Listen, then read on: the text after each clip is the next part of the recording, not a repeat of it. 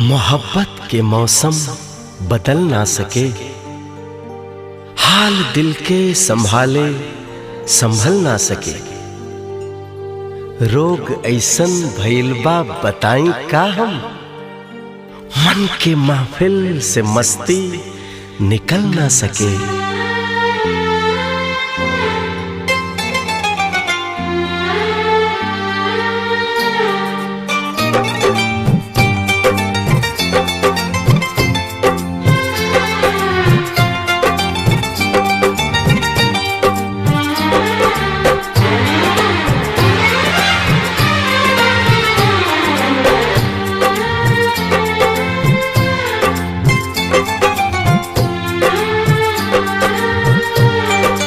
गजब के रोग जवानी में दे गई अखियाँ, गजब के रोग जवानी में दे गई अखियाँ।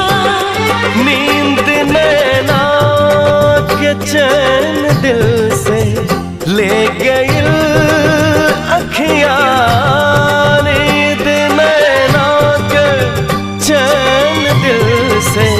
ले गई अखियाँ। गजब के रोग जवानी में दे गई अखियाँ, गजब के रोग जवानी में दे गई अखियाँ।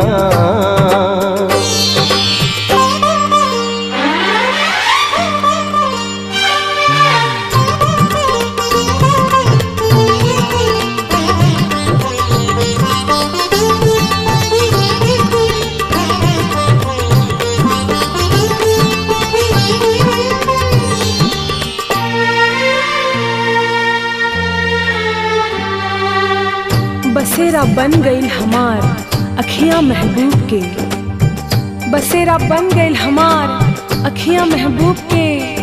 पार करब आगे के दरिया प्रीतिया में डूब के। का कहीं कितना दीवाना बा दिल सनहिया में, मन करे हम रहे समायल तोहरे बहिया में।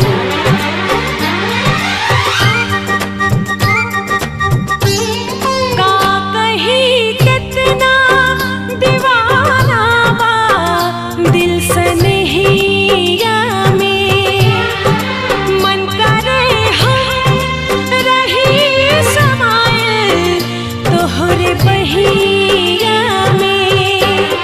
न्योता नहीं निशानी में दे गई अखियाँ, न्योता नहीं आग निशानी में दे गई अखियाँ।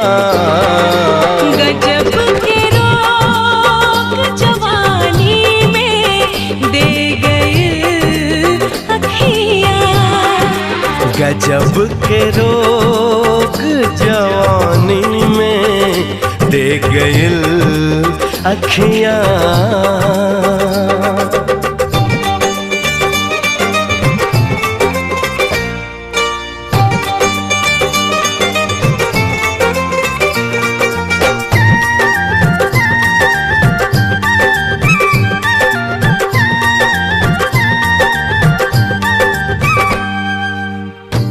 तोहके दिल में राखब दिल के अरमान बना के, तोहके दिल में राखब दिल के अरमान बना के।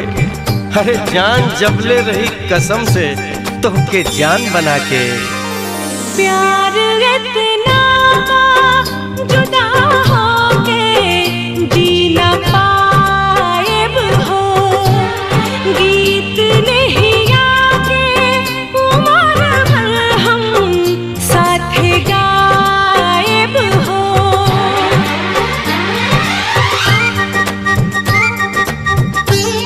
प्यार इतना जुदा होके जी ना पाएब हो,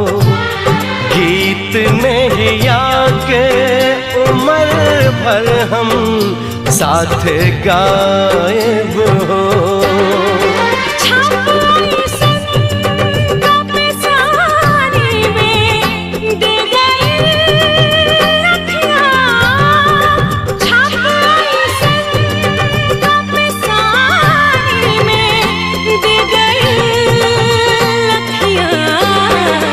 गजब के रोग जवानी में दे गई अखियाँ। गजब के रोग जवानी में दे गई अखियाँ। गजब के रोग जवानी में दे गई अखियाँ।